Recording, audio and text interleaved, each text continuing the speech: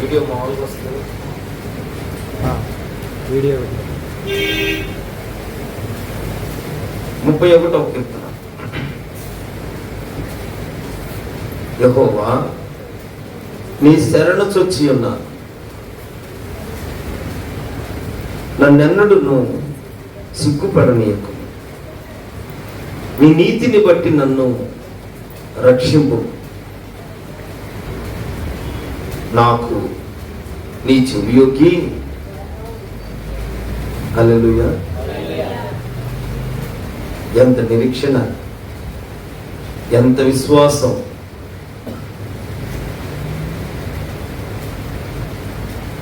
తన పట్ల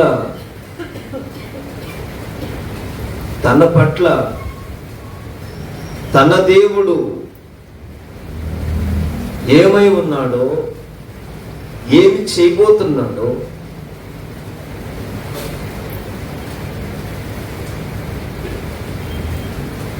ఏమి దాచి ఉంచాడో, ఏది కలుగుతుందో ఎరిగిన వారమైతే, ఈ రాత్రి తెలిసిన వారమైతే, ప్రభువు నాతో, నా పట్ల, నా కుటుంబం పట్ల ఎవరికి వారమే, ప్రభువు మన పట్ల ఏమి చేయబోతున్నాడో విశ్వసించకుండా కలగదండి. విశ్వసించకుండా కలగదు. దావీదు ఈ కీర్తనలో చూడండి, కీర్తనకారుడు 31వ కీర్తన 19వ వాక్యం ఈ రాత్రి ధ్యానం చేస్తున్నాం. నీ యందు భయభక్తులు గలవారి నిమిత్తము నీవు దాచి ఉంచిన మేలు ఎంతో గొప్పది. హల్లెలూయా. నీ యందు భయభక్తులు గలవారు, భయభక్తులు, దేవుని యందు భయభక్తులు.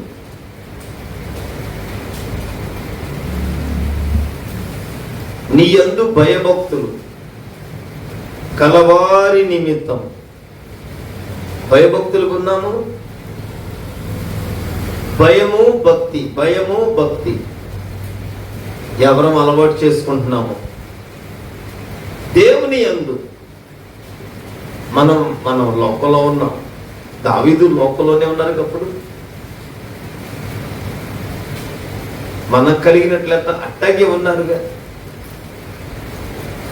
ఈ రాత్రి నీ యందు భయభక్తులు అనటానికి ప్రారంభ కీర్తన 31వ కీర్తన ప్రారంభ మాటలో ఉంటుంది. యెహోవా నీ శరణు చొచ్చి ఉన్నాను, నన్నెన్నడును సిగ్గుపడనీయకుము. నీ నీతిని బట్టి నన్ను రక్షింపు. నీ శరణు చొచ్చాను, నీ దగ్గరకు వచ్చాను. నీవే శరణం, నీవే చెయ్యాలి. అది నీ శరణం. నరులు నమ్ముకోనట్లా, మనుషులు నమ్ముకోనట్లా. ఏ అవసరమైనా, ఏ కొదువైనా ఈ రాత్రి ప్రభు పైన ఆనుకుంటే, ప్రభు దగ్గరకు వస్తే, నీ శరణు అనగలిగిన వారమైతే, నీ శరణయ్యా, నీ దగ్గరకు వచ్చాను, నీ దగ్గరకు వచ్చాను. నీ దగ్గరకు వచ్చి ఏమంటున్నాడు? నీ శరణు చొచ్చి ఉన్నాను. ఏంటంట? నన్నెన్నడును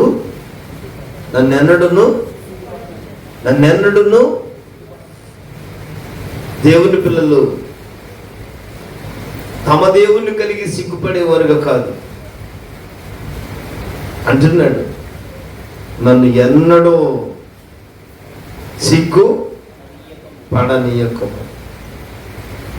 సిగ్గుపడనీయకము. నీ శరణ చొచ్చాను.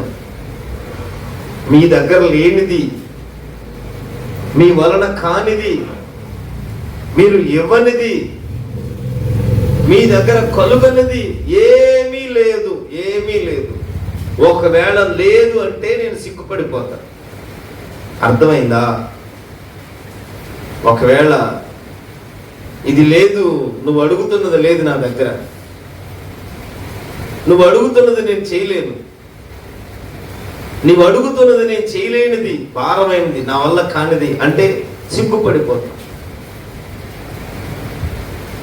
ఎక్కడికన్నా వెళ్ళాం, వాళ్ళు ఇవ్వలేదు, ఇస్తారని ఆశతో వెళ్ళాం, శరణొచ్చి అంటే అర్థం చేసుకోవాలి. ఇక ఇవ్వకపోతే సిగ్గుపడిపోతాం. ఈ కీర్తనలు అంటాడు, నన్నెన్నడూ నువ్వు సిగ్గుపడలేదు. అర్థమైందా? స్తోత్రం చెప్పండి. హల్లెలూయా. నన్నెన్నడూ సిగ్గుపడనీయు, నన్నెన్నడూ సిగ్గుపడనీయు. ఎందుకనంట చూడండి అక్కడ 31వ అధ్యాయం.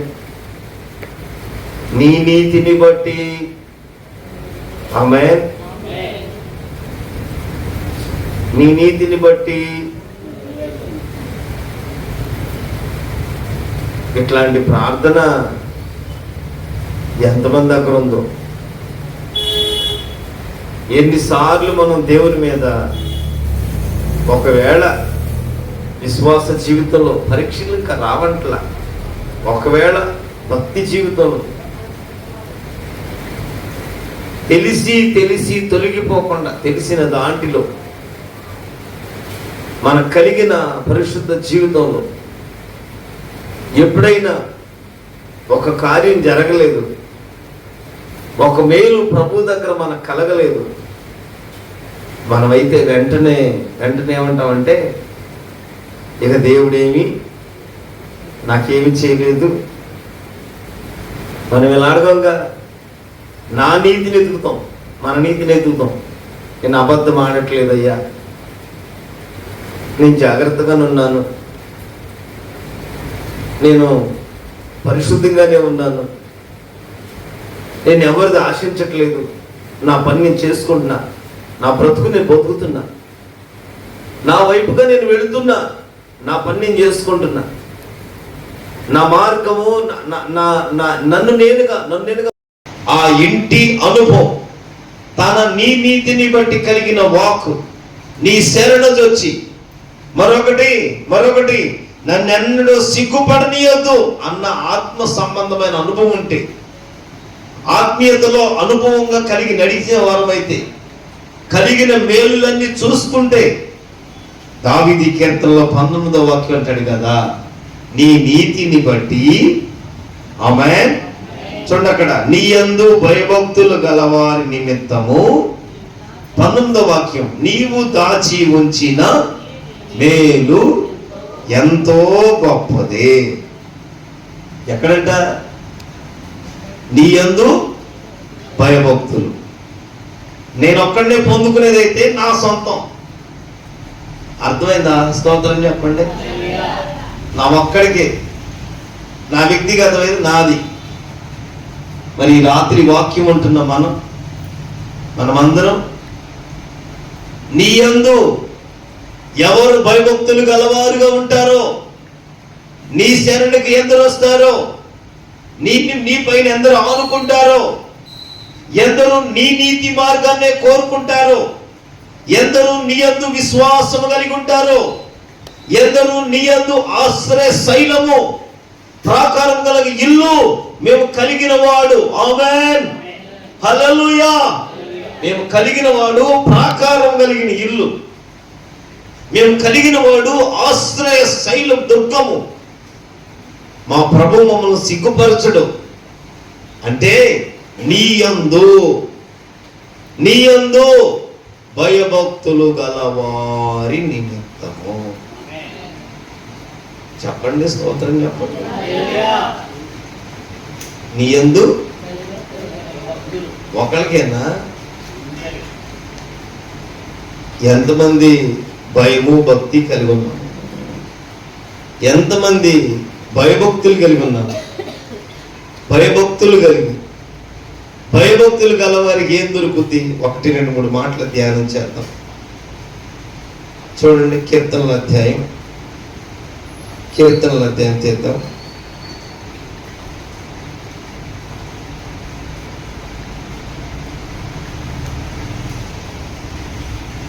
నూట 45వ అధ్యాయం చేద్దామా? 19వ వాక్యం, తన యందు భయభక్తులు గలవారి కోరిక ఆయన నెరవేర్చును. ఆమేన్, ఆమేన్, ఆమేన్. తన యందు భయభక్తులు గలవారి కోరిక, మనం ప్రభు యందు భయభక్తులు కలిగి ఉంటే ఆయన వారి కోరిక ఏదో, స్తోత్రం చెబుతానా, కోరిక నెరవేర్చబడద్దు. ఏం కోరుకుంటున్నావు? నువ్వేది కోరుకుంటున్నావు? భయభక్తులు అలవాట్లేవు, భయపడట్లా. భయభక్తులు గలవారికి అదే మేలు. ఆమేన్ చెప్పండి. మేలంటే మేలు. మనం ఏది కోరుకున్నాం అది మేలు. ఈ రాత్రిని యందు భయభక్తులు గలవారి నిమిత్తము నీవు దాచి ఉంచిన ప్రభువే దాచి ఉంచుతాడు. ఆమేన్ చెప్పారా? భయభక్తులు గలవారు ఉంటే కొందరు ఉన్నారు, కొందరే ఉన్నారు. అందరు ఉన్నారా? కొందరు ఉన్నారు. ఎందరున్నారు? ప్రభు భయమును భక్తిని చూస్తారు. ఎలా చూస్తారు? ఒకసారి అబ్రహాము ప్రభువుని వెంబడిస్తున్నారు దేవుని మాట చొప్పున. దేవుని మాట చొప్పున అంత స్వజనులు విడిచిపెట్టారు, బంధువులు విడిచిపెట్టారు, ఆ ఊరు ఆ ప్రాంతం విడిచిపెట్టి బయలుదేరి వచ్చేసారు. అలా అలా దేవుని మాట చొప్పున తన ప్రయాణం బయలుదేరింది. కొద్ది రోజులు అయిపోయింది, కొన్ని సంవత్సరాలు అయిపోయింది. కొన్ని సంవత్సరాలు అవుతున్నప్పుడు, కొన్ని సంవత్సరాలు కలిగినప్పుడు, ఇంతలో ఈ సంవత్సరాల్లో ఆశీర్వదించబడ్డాడు. జాగ్రత్తగా ఆలకించాలి. దేవుడు ఇప్పుడు అడుగుతాడా అంటాం చాలా మంది. ఇప్పుడు ఇలా అడుగుతున్నాడు అండి, అలా అడుగు. ఏంటండి దేవుడు ఎట్ట మాట్లాడతాడా? మాట మారుస్తాడా? లేకపోతే నిన్నొకలాగా మొన్నొకలాగా ఉంటాడా? బైబిల్ చెబుతుంది నిన్న నేడు నిరంతరం ఆమేన్ ఏకరీతిగా ఉండేవాడు. హల్లెలూయా. తను ఆశీర్వదించబడ్డాడు. గొర్రెలు గొడ్లు కలిగిని, దాసుదాసిని కలిగిని, స్థితి పరిస్థితి అంతా బాగుంది. సరిగ్గా కొన్ని సంవత్సరాలు జరిగిపోయింది, కొద్ది రోజులు సంవత్సరాలు జరిగినాయి. తనకి కుమారులు లేరు, కుమారులు ఇచ్చాడు. బిడ్డలు లేరు, అడుగుతున్నాడుగా, బిడ్డల్ని ఇచ్చాడు దేవుడు. కొడుకునిచ్చాడు. చక్క ఇంట తిరుగుతున్నాడు కొడుకు, బాగుంది. ఆ రాత్రి ప్రభు మాట్లాడుతున్నాడు, నీకున్న ఒక్కగానొక్క కొడుకు అతను తీసుకొచ్చి, మనకందరికి తెలుసు లేఖనాలు, అధ్యాయం తెలుసు, అందుకే నేను అంటలా. ఈ రాత్రి దేవుడు దేవుని యందు భయభక్తులు అంటే అంటున్నాను. భయము భక్తి, భయము భక్తి. భయము ఎట్లాంటి భయము? నీకున్న ఒక్కన కొడుకుని తీసుకుని నేను చెబుతున్న పర్వతం దగ్గరకు తీసుకెళ్ళి దహన బలిగా అర్పించాలి. ఎట్లా అర్పించాలంట? నీ కొడుకుని ఇవ్వడం ఒక లెక్క, అడిగాడు, సరే బిడ్డనిస్తాం. అప్పుడు దహన బలిగా ఇవ్వాలి. గొర్రెలను ఎట్లా వధిస్తామో, గొర్రెలను ఎలా బలిపీఠాలు కట్టి చేస్తామో, వాక్యం ఎరిగిన మనము ప్రార్థన, విశ్వాసము, దేవుని యందు కనికరం ఎరిగిన మనము ఈ రాత్రి అదుగో ఏ పనిలో ఉన్న అలాగనే ఎట్లా గొర్రెను వధిస్తారో అలాగే ఒక పొట్టె ఆలకించాలి. దేవుడు ఇప్పుడు అడుగుతాడా అంటాం చాలా మంది. ఇప్పుడు ఇలా అడుగుతున్నాడు అండి, అలా అడుగు. ఏంటండి దేవుడు ఎట్ట మాట్లాడతాడా? మాట మారుస్తాడా? లేకపోతే నిన్నొకలాగా మొన్నొకలాగా ఉంటాడా? బైబిల్ చెబుతుంది నిన్న నేడు నిరంతరం ఆమేన్ ఏకరీతిగా ఉండేవాడు. హల్లెలూయా. తను ఆశీర్వదించబడ్డాడు. గొర్రెలు గొడ్లు కలిగిని, దాసుదాసిని కలిగిని, స్థితి పరిస్థితి అంతా బాగుంది.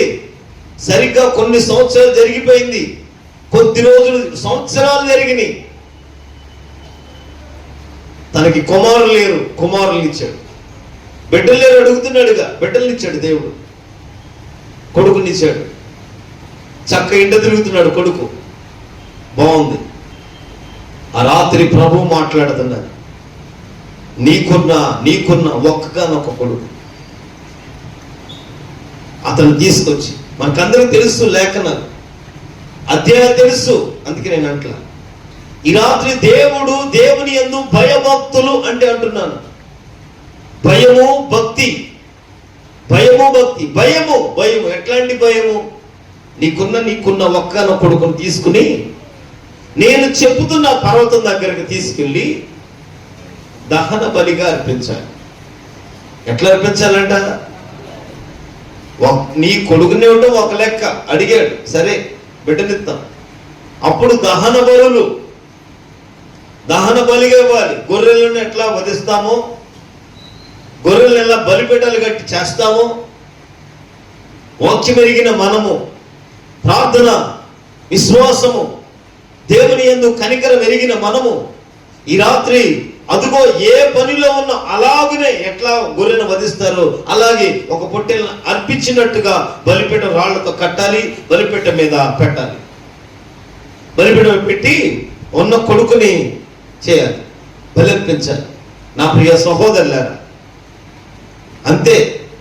భయం అంటే వెంటనే తీసుకెళ్ళాడు. చెప్పిన మాట సగం మర్చిపోతాం మనమైతే కనుక ప్రభు నాతో మాట్లాడినాతో తర్వాత ఏం చేస్తాం?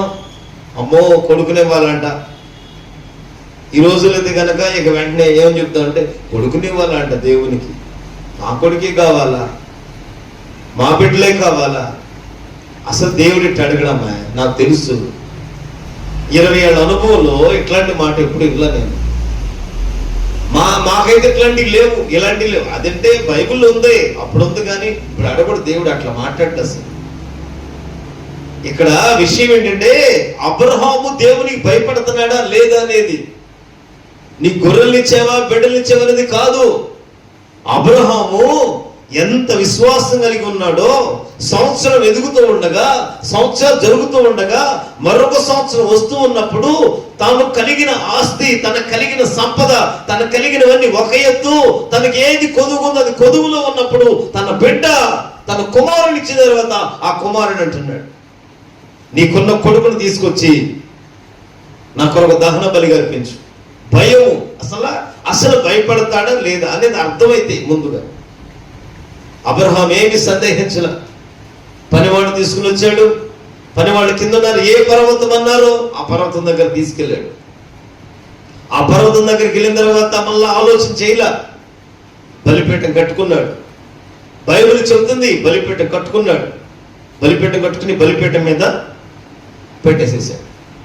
బలిపీఠం పెట్టి బలి ఇవ్వటాన్ని కత్తి ఎత్తాడు. దేవుని స్వరం అప్పుడు మాట్లాడుతుంది. ఆమేన్ చెప్పండి. హల్లెలూయా. చూస్తారా వాక్యము? ఒకసారి ఆదికాండం అధ్యాయం తీయండి. ఆదికాండం అధ్యాయం తీయండి. 20 ఆదికాండం అధ్యాయాలు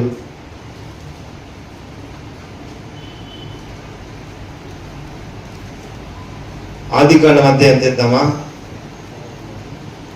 22వ అధ్యాయము 12వ వాక్యం చదువుతున్నాను. అప్పుడు ఆయన ఆ చిన్నవాని మీద చెయ్యి వేయకము. 11వ వాక్యం చేత ఒకసారి అర్థమవుతుంది. 11వ వాక్యం. అప్పుడు అబ్రహాము తన కుమారుని వధించుటకు తన చెయ్యి చాపి కత్తి పట్టుకొనగా యెహోవా దూత పరలోకము నుండి అబ్రహామా అబ్రహామా అని పిలిచెను. అందుకు అతడు చిత్తము ప్రభువా అనెను. అప్పుడు ఆయన ఆ చిన్నవాని మీద చెయ్యి వేయకము, అతన్నేమి చేయకము, నీకు ఒక్కడై ఉన్న నీ కుమారుని నాకియ్య వెనుతీయలేదు గనుక నీవు దేవునికి స్తోత్రం చెప్పండి. నీవు దేవునికి భయపడువాడు. హల్లెలూయా. అంత పరీక్ష పెడితే మనుషులు పెట్టే పరీక్ష కాదు. మనుషులు ఎవరనంటే మానేస్తాం. మనమేవాళ్ళు ఎవరనంటే మానేస్తాం. ఏదన్నా పనిలో మనకు అడ్డపోతే మానేస్తాం. వాళ్ళే అని మనం ఇట్లా వంకలు చెప్తాం. వంకలాధ్యాత్మిక జీవితం, సాగులు చెప్పే ప్రార్థనా జీవితం, తప్పుకునే ప్రార్థనా జీవితం, కప్పుకునే ప్రార్థన జీవితం, వేషధారణ. బైబిల్ చెబుతుంది, నీ యందు భయభక్తులు గలవారి నిమిత్తము. భయము, భక్తి. అబ్రహామును దేవుడే పరీక్షించాడు, మనుషుడు కాదు. మనుషుల మాటలు కాదు. తనకు దర్శనం వచ్చింది. ఆ దర్శనం బయలుదేరినట్లు, ఆ దర్శనంలో ఏ పర్వతం అన్నారో ఆ పర్వతం దగ్గరికి వెళ్ళినట్టు, ఆ పర్వతం దగ్గరికి కాకుండా పనివారితో ఎవరితో మాట్లాడకుండా, భార్యకు చెప్పకుండా ప్రభువు తనతో మాట్లాడిన మాట చొప్పున వెళ్ళిపోచేస్తున్నాడు. అబ్రహాముతో మాట్లాడుతున్నాడు, నీవు దేవునికి భయపడువాడు అని. చూడండి 12వ వాక్యంలో, దేవునికి 22వ అధ్యాయం, దేవునికి భయం. మన దగ్గర భయం ఉందా? దేవుని భయం అక్క, దేవుని భయం. దేవునికి భయపడటం, దేవునికి భయపడటం. మనుషులు కాదు, నీ దేవునికి, ఆత్మయున్న దేవునికి. ఆయనను ఆరాధించువారు ఆత్మతోనూ సత్యముతోనూ ఆరాధించాలి. ఆరాధనకు యోగ్యుడు, స్తుతులకు పాత్రుడు, వేవేల దూతల చేత పరిశుద్ధుడు పరిశుద్ధులని కొనియాడబడుచున్న ప్రభువు. నీవు ఆరాధిస్తున్న వారు ఎవరో, నీవు కలిగిన వారు ఎవరో, నీవు వింటున్న వాక్యము ఏమయ్యిందో, ఈ రాత్రి ప్రభు నీ ఉంచిన మేలు ఒకవేళ నీ దాకా రాకుండా ఆగిపోతుందేమో, ఆ మేలు అక్కడే నిలిచిపోతుందేమో. అందుకే దావీదు అంటాడు, నీ శరణు చొచ్చాను, నన్ను సిగ్గుపడనీయొద్దు, నీ నీతిని బట్టి నన్ను రక్షించండి, నాకు చెవి యొక్కండి, నా మొరలు ఆలకించండి. అంతేకాదు, నాకు ప్రాకారం గల ఇల్లుగా మీరు ఉండాలి, ఆశ్రయ శైలముగా ఉండాలి అని చెప్పి, ఎందుకంటే నన్ను రక్షించుటకు ఆశ్రయ శైలం, నన్ను రక్షించుటకు ప్రాకారం కలిగిన ఇల్లు అని చెబుతూ ఈ కీర్తన 31వ కీర్తనలో, నీ యందు భయభక్తులు గలవారి నిమిత్తము నీవు దాచి ఉంచిన మేలు. హల్లెలూయా. మరి ఈ రాత్రి మనం ఎలా ఉన్నాము? దేవునికి ఇంకా భయపడట్లా, దేవునికి ఇంకా భయం లేదు, దేవునికి భయం లేదు. దేవుడంటే భయం లేదు. దేవుని భయం లేకపోతే మరొకటి ఉంది బైబిల్లో. ఈ రాత్రి అది కాదు, నీవు దేవునికి భయపడువాడుగా ఉండాలని ప్రభు కోరుకుంటున్నారు. ఎందుకు? నీ నిమిత్తము నీవు దాచి ఉంచి, నీవు నన్ను రక్షించుటకు ఆశ్రయ శైలము, ప్రాకారము కలిగిన ఇల్లుగా నీవే ఉండాలి ప్రభు. నీవు నన్ను రక్షించుటకు. నేను రక్షించబడలా. ఎప్పుడైనా నేను రక్షించబడ్డాను చేసిన చూడండి, మీరు కీర్తన ఇంటికి చావండి, నేను రక్షించబడ్డాను, నాకేంటి, నేను వెలిగించబడ్డాను, నేను రాజుని, మహారాజుని, నేను 12 గోత్రాల మీద రాజుని నేను. అయిన నన్ను సౌలు వచ్చి నన్ను ఎవరో సమూయేలు అభిషేకించాడు. ఒక్క చోట ఏంటి, నాకు 2 చోట్ల అభిషేకం జరిగింది. నేను అభిషేకించబడ్డాను. నేనేంటి, ఇంకా నేను అభిషేకం పొందుకున్నవాడిని, నేను ఆత్మను పొందుకున్నవాడిని. వీళ్ళంతా ఇట్లాంటి మాటలు ఎక్కడ తగులుతాయి అని చూడండి మీరు. బడాయోడికి బజార్ నిండా చుట్టాలి, దారిపోతున్న చుట్టాలన్నమాట. వీడు బడాయోడి, దారి పొడుగుతూనే ఉంటారు. కుదురైన భక్తి, స్థిరమైన భక్తి, స్థిరమైన విశ్వాసం, నీ ఆధ్యాత్మిక జీవితంలో కలిగినవన్నిటినీ అలాగనే కాపాడుకోగలుగుతున్నాను, వాటిని పోగొట్టుకోలేదు. ప్రభు ఇచ్చిన కృపను నేను పారబోయలేదు.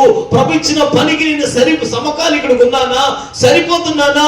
ఒకవేళ నేను ఎలా ఉన్నానో తెలియాలంటే నన్ను రక్షించుటకు నీవే ఆశ్రయ శైలము, నీవే ప్రాకారము గల ఇల్లుగా ఉండండి. నా కొండ, నా కోట నీవే. నీ నామమును బట్టి త్రోవ చూసి నన్ను నడిపించండి. ఈ మాటలు అడుగుతాం మనం, ఈ మాటలు అడుగుతామండి. కొవ్వుతో అంతగనక అస్సలు కొంచెం కలిగితేనా, కొద్దిగా, ఏది ఎంతో మేలు అక్కర్లా, కూతంత మేలు కలిగితేనా మేలు కలిగితే గుర్తుండదు. తేలు కుడితే కనుక సంవత్సరం సాక్ష్యం ఉంది. దాన్ని బట్టి తేలు కుట్టింది 2000 సంవత్సరం 3వ నెలలో జనవరి నెలలో 5వ తారీఖుతో సహా, టైముతో సహా, ఆ రోజు ఏ నక్షత్రమో ఏతిదో దాంతో సహా, ఆ సమయంతో సహా, ఆ రోజు ముందేసిన డాక్టర్ మొదలుకొని సైకిల్ మీద తీసుకెళ్ళిన తమ్ముడు గుర్తు పెట్టుకుని అసలు సాక్ష్యం చెప్పంటే ఒక మామూలు పుస్తకం రాసేసుకుంటుంది. అప్పుడే చెప్పడానికి 2 గంటల ప్రసంగం. అదేగా మనం ఇలా అడుగుతావా?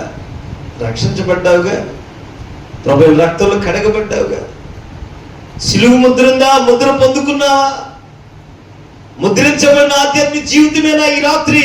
ముద్రించబడితే, శుద్ధి చేయబడితే, పట్టబడితే ప్రభువైన దేవుని ఎదుట దావీదు అంటాడు కదా, నీ యందు భయభక్తులు గల వారి నిమిత్తము నీవు దాచి ఉంచుతున్న మేలు ఎంత గొప్పదయ్యా, ఎంత గొప్పది. భయభక్తులు కలిగి ఉండి పొందుకునే మేలు కోరుకోమను. భయం ఉండకూడదు, భక్తి ఉండకూడదు, అంటే రావాలంతే.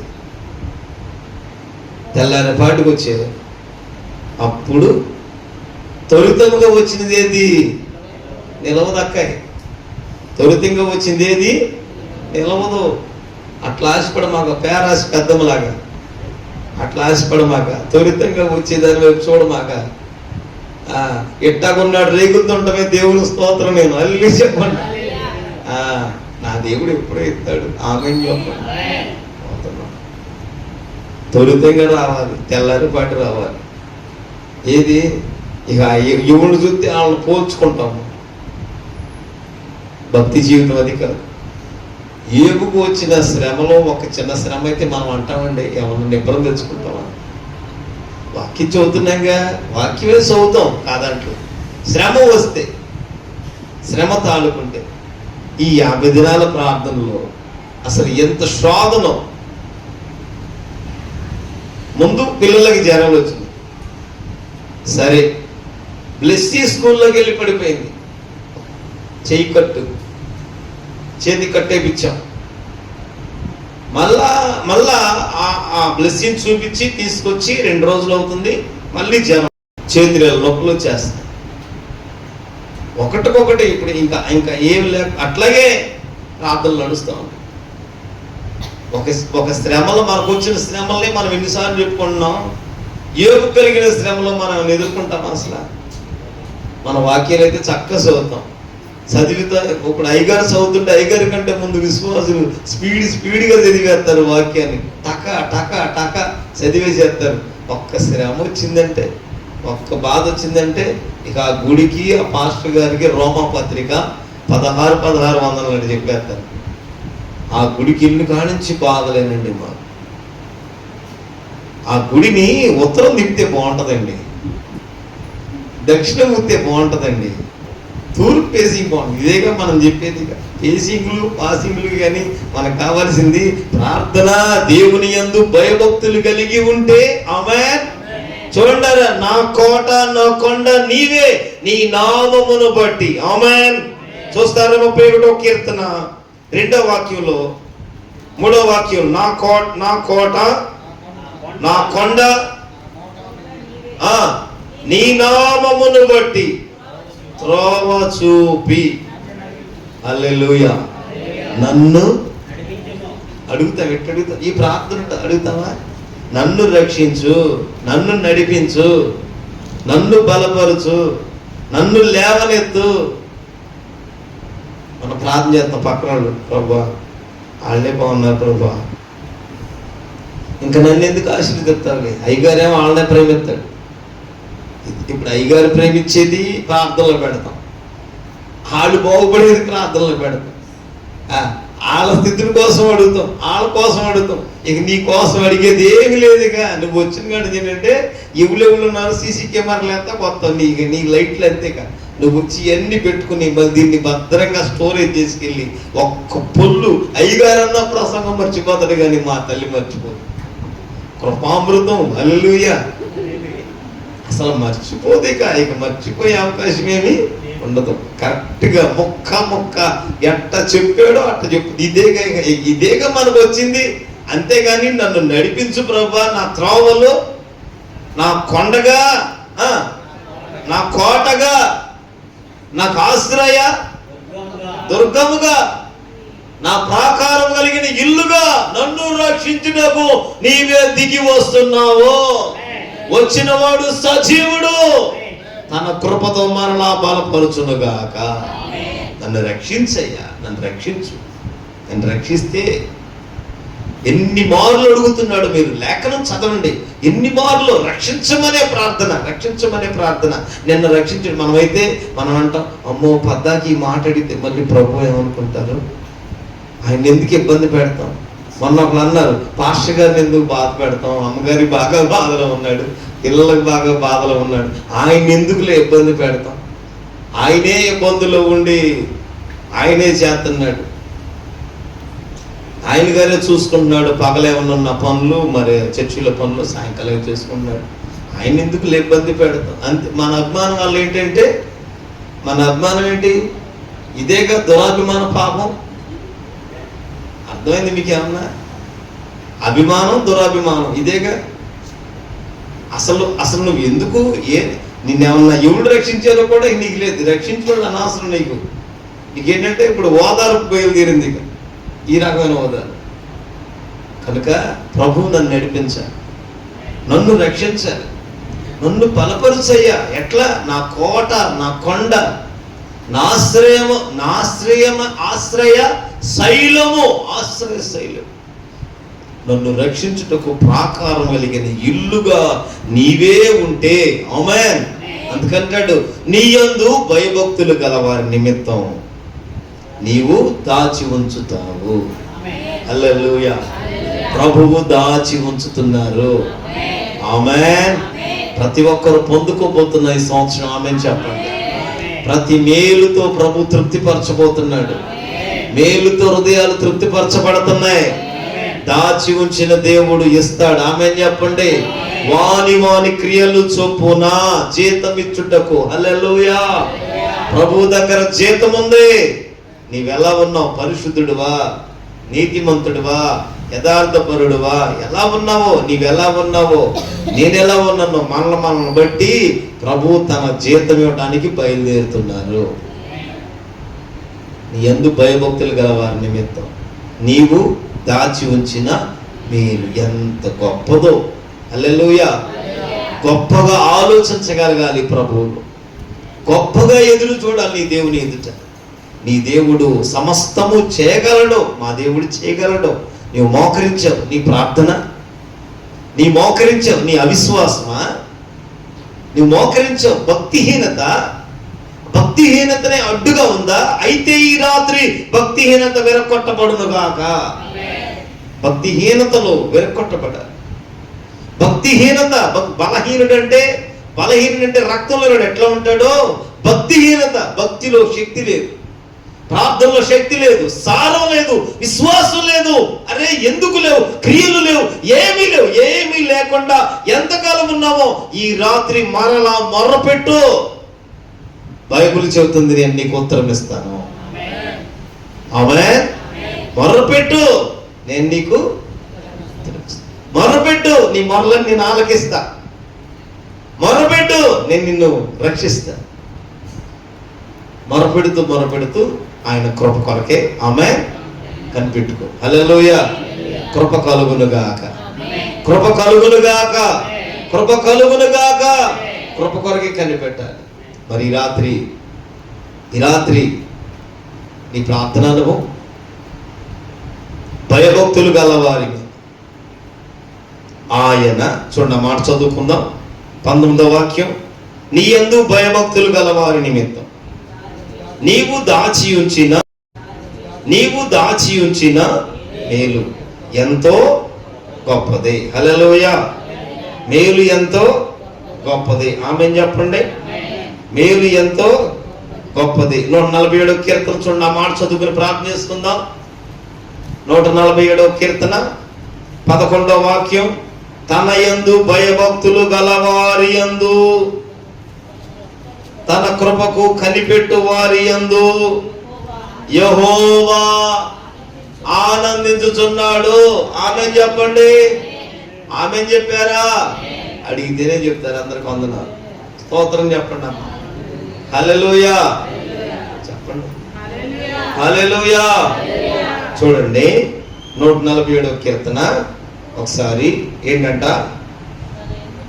తన యందు భయభక్తులు గల వారి యందు తన కృప కొరకు కనిపెట్టు వారి యందు ప్రభువు ఆనందించునుగాక.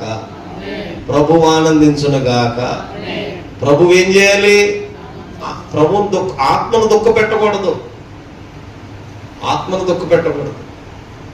పరిశుద్ధాత్మ నిష్ఠూరపరచకూడదు. దేవుని ఆత్మను త్రోసి వేసుకోకూడదు. దేవుని ఆత్మను ఆర్పివేసుకోకూడదు. దేవుని ఆత్మను తృణీకరించకూడదు. జాగ్రత్త సుమా. దేవుని ఆత్మ, దేవుని యందు ఆయన ఏంటంటే మళ్ళా చూడండి, తన యందు భయభక్తులు గలవారి యందు కృప కొరకు యెహోవా ఆమె చెప్తామా? ప్రభువు ఆనందించునుగాక. ప్రభు ఏం చేయాలి? నీ యందు ఆనందించాలి అన్నా. నీ యందు ప్రభు ఆనందించాలి. నీ యందు పరిశుద్ధాత్మ ఆనందం చెప్పనా సఖ్యం, ఆనందం నీలో. అప్పుడే నువ్వు ఆనందిస్తే సాతాను కనుగుడ్లు పొడి చేసినట్టే. నువ్వు ఆనందిస్తే సాతాను సిగ్గుపడతాడు. దేవదాసయ్య గారు బుక్ చదవాలి, అందులో చక్క దొరుకుతాయి కొన్ని. ఆత్మలో ఎదుగుట తగ్గుట ఒక బుక్ చదవాలి, కొన్ని మాటలు దొరుకుతాయి. అప్పుడప్పుడు పుస్తకాలు చదువుతూ ఉండాలి. తన యందు భయభక్తులు గలవారి యందు తన కృప, చూడండి, తన కృప కనిపెట్టు వారి యందు యెహోవా ఆనందిస్తున్నాడు. ప్రభు ఏం చేయాలంట? అదేగా తన కాలమందు ఫలమిచ్చడి దగ్గర మొదటి ఎద్దులు ఉంటుంది. అతడు యెహోవా యందు ఆనందిస్తాడు. ఆమె చెప్పండి. ఆనందించాలి, దుఃఖపడకూడదు. ప్రభు ఆనందించాలి. ప్రభు ఆనందించేటట్టుగా మనం సిద్ధపడాలి. భయభక్తులు కలిగి కృప కొరకు రీతిరమందైన భయభక్తులు కలిగి ఉంటే ప్రభు నీ కొరకు ఒక మేలు దాచి ఉంచునుగాక. ప్రభు దాచి ఉంచునుగాక. దాచి ఉంచిన మేలు తెచ్చుకోవాలి. ఆమె చెప్పారా? ప్రభు దాచి ఉంచుతాడు. ప్రతిసారి తల్లి తన బిడ్డలకు దాచి ఉంచుద్ది. హలో, అందరికి కాదు, దాచి. ప్రభు ఏం చేయాలి? నీ కొరకు మేలు దాచి ఉంచాలి. దాచి ఉంచిన మేలు తీసుకోవాలి. ఆమేన్. అందరికి కనపడే మేలు అందరూ పొందుకున్నాం. అందరికి వచ్చినాయి. అందరికి కనపడేటట్టు మేలు పొందుకున్నాం. అందరికి కనపడుతున్నాయి. అందరికి కనపడుతున్నాయి. కానీ ఈ రాత్రి దాచి ఉంచిన మేలు తీసుకుని వెళ్ళాలి. ప్రభు ఈ వాక్యం దీవించును గాక. రేపటి రాత్రి మరొక మేలు ధ్యానం చేద్దాం. ప్రభు ఈ వాక్యం దీవించి ఆశీర్వదించును గాక. కృపలోనే స్థిరపరచును గాక. ఆమేన్. ప్రార్థన చేసుకుందాం. అందరూ మోకరిద్దామా? చిన్న ప్రార్థన చేద్దాం. అందరూ మోకరిద్దాం. మనసారా మోకరిద్దాం.